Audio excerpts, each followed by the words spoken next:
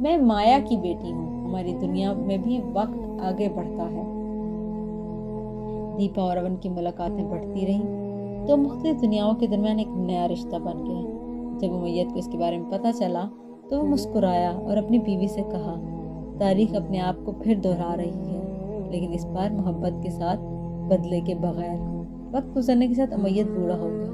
ایک رات جب وہ اپنے بستر پر لیٹا ہوا تھا، اسے محسوس ہوا کہ اس کا وقت پورا ہو رہا ہے۔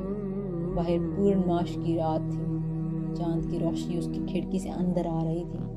اچانک اسے ایک مانوس سی خوشبو محسوس ہوئی۔ وہ مڑا اور دیکھا کہ مایا اس کے بستر کے پاس کھڑی ہے، بالکل اسی طرح خوبصورت جیسے پہلے تھی۔ امیت نے کمزور آواز میں کہا، تم آخر آ ہی گئی مایا۔